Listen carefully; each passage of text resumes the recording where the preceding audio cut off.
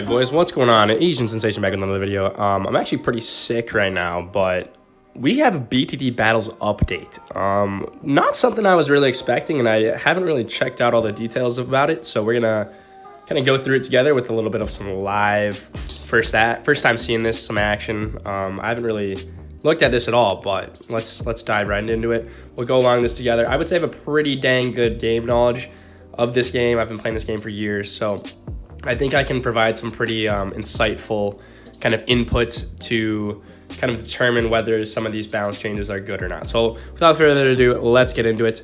Make sure you're subscribed to as well, and let's go. So right as we open this newly updated version, we can see put your opponent on ice on the all-new Glacier Melt map with some prime water placement areas and plenty of space for farming. You'll need to keep a cool head, yada, yada, yada, okay. Club members can also use the new sandbox mode to perfect their strategy. So just from that, we can see there is a new map. There is new sandbox mode, which is going to be really nice to kind of test out kind of popping power, stats and all that good jazz of certain sort of towers and stuff. So let's just quick see what that map looks like. I guess we can go to sandbox. How do I get to sandbox? What the heck? I'm confused. Sandbox, where you at, bruh? Play with friends, maybe? No, okay. Wow, they don't make this easy to find, eh? Battle school? Probably battle school.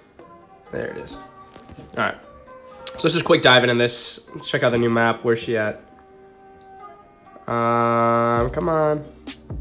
I feel like it looks a lot like Frozen River. Oh, wow, it just goes right into it. Okay, so, oh, this is sweet. All right, so you have all the powers on bottom. You have all the towers up top. Filter track. What is it? Oh, bet. So you can just click on it as, oh my god, and it'll send, and now you can kind of just micro around. Bro, it makes you play on the right side, though. That pisses me off. You can't toggle the sides, eh? Maybe you can. Let me look.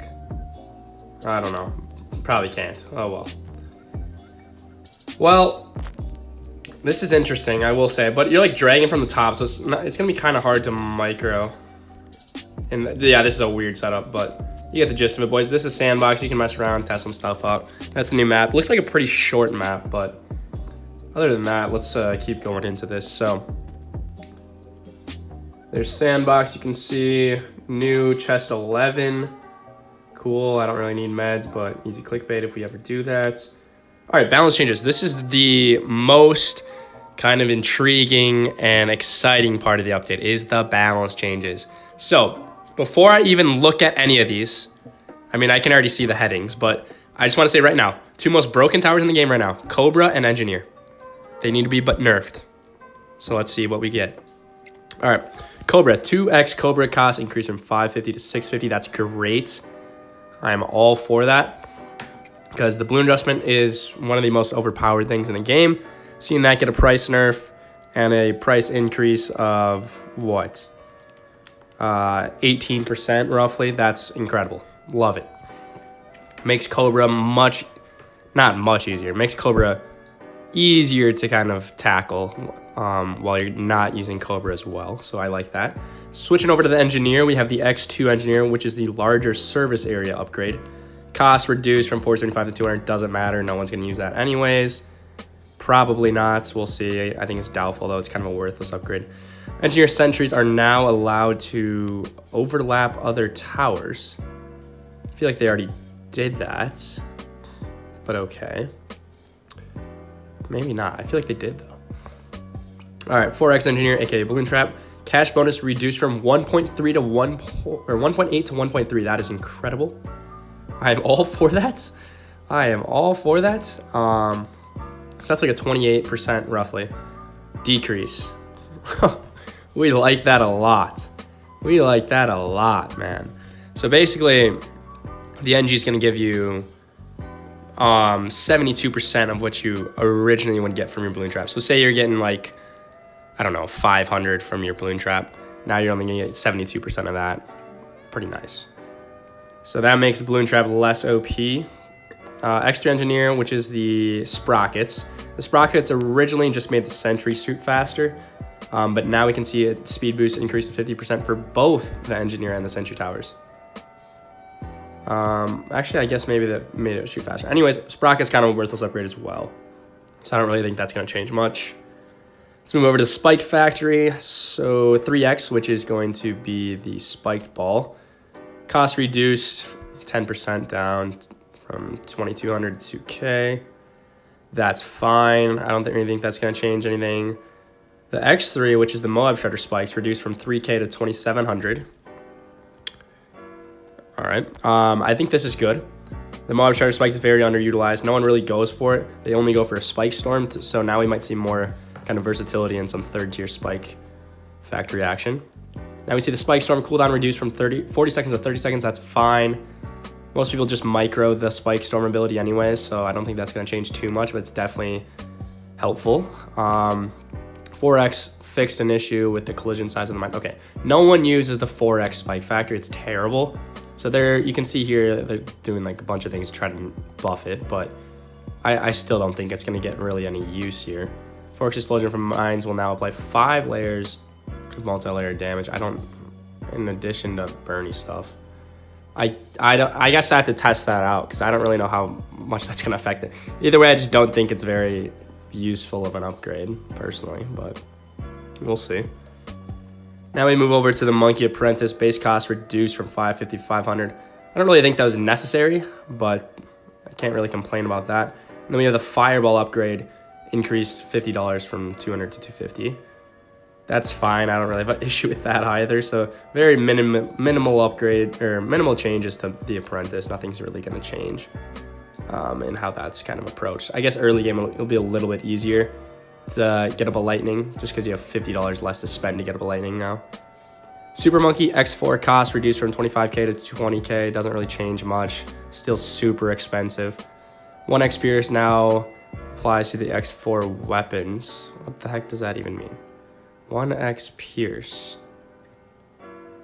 I don't know. Either way, Super Monkey did not get the changes it needed. So if you want my honest opinion on how to make the Super Monkey viable and actually used in-game, first, change the base price from 3,000 down to somewhere in the range of 1,500 to 2K. Because right now, a 0-0 Super Monkey that costs $3,000 can't pop freaking group greens. Terrible. In addition, camo detection needs to be a part of the Super Monkey, in my opinion. I think having the second range upgrade of the Super Monkey should grant it camo detection, just as it does for the Dart Monkey. You get the 2 left side range upgrades for the Dart Monkey, it can see camos.